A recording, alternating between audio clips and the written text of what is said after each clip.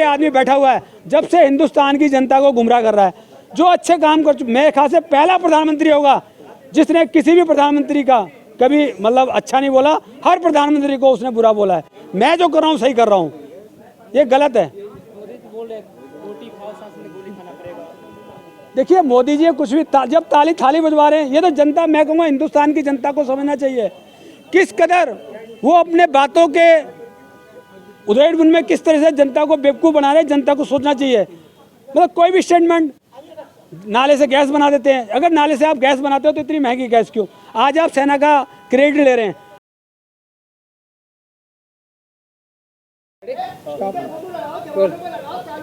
कुछ ऑपरेशन सिंदूर होता है लेकिन क्रेडिट पीएम मोदी को दिया जाता है, सेना को क्रेडिट नहीं दिया जा रहा। जिस तरीके से लगातार पीएम मोदी चुनावी भाषणों में बयानबाजी कर रहे हैं, रैलियों में कर रहे हैं। और बीजेपी के जो लोग हैं, जो बीजेपी के ये मोदी जो सरकार है, ये आज पहली बार उन्होंने क्रेडिट नहीं लिया। वो शुरू से निगम्मी सरकार है। ये मोदी सरकार निगम्मी सरकार है।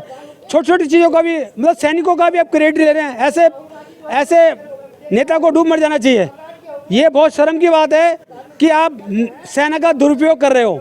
जो हमारे सैनिकों ने जो वीरता का जो वहाँ दिखाया वो काबिल तारीफ है, लेकिन ये जिस तरीके से मोदी जी हर चीज़ का क्रेडिट लेना चाहते हैं, एक प्रधानमंत्री को शोभा नहीं देता। जगह जगह होल्डिंग पोस्टर, क्या गलत है। ये राजनीतिकरण, इसको बिल्कुल, सेना का राजनीतिकरण बिल्कुल नहीं होना चाहिए। जिस सेना, जो हमारे देश की सेना है, उसका मैं तो कहूँगा अपमान है। हर जगह रोड, हर जगह सेना का भी आप क्रेडिट ले रहे हैं। मोदी जी ने नहीं करा, सेना ने करा है। नहीं, प्रधानमंत्री हैं तो ठीक है, उन्होंने किया। मैं आपको बता दूं, आज तक जितने भी प्रधानमंत्री हैं, सेना के नाम पे कभी भी उन्होंने क्रेडिट नहीं लिया। आप उठा के देख लीजिए इतिहास। ये जो है ना, बहुत, क्या बोलूँ मैं, मेरे पास शब्द नहीं है, क्योंकि अगर मैं कुछ बोलूँगा तो दूर तक जाएगा।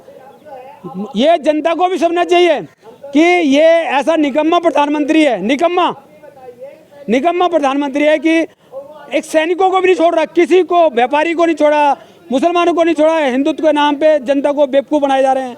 आप अब देखिए कितनी नीचता पे, कितने नीचे स्तर पे गिर चुका है कि सेना का भी क्रेडिट ले रहा है। अरे, और बल्कि इसने गलत किया है, जो अपने आप को युद्ध को जो सरेंडर किया इन्होंने, जो युद्ध रुकवा दिया, हमारी सेना का मनोबल तोड़ा है। हमारे जो भारत की 140 करोड़ की जो जनता है, उनको दिल दुखाया है। और मैं तो चाहूँगा पब्लिक को, जनता को चाहिए कि इस प्रधानमंत्री को, गृह मंत्री को और जो विदेश मंत्री, तीनों का इस्तीफा लें। मैं आपके मीडिया के माध्यम से बोलना चाहता हूं कि तीनों आदमी, हमारे देश के प्रधानमंत्री, गृह मंत्री और जो विदेश मंत्री हैं शंकर जी, इनको इस्तीफा देना चाहिए। क्योंकि हिंदुस्तान के इतिहास में कभी ऐसा नहीं हुआ है कि हर चीज़ का क्रेडिट जो मोदी जी ले रहे हैं। मुझे लगता नहीं है, इससे घटिया प्रधानमंत्री देश के लिए मिल नहीं सकता।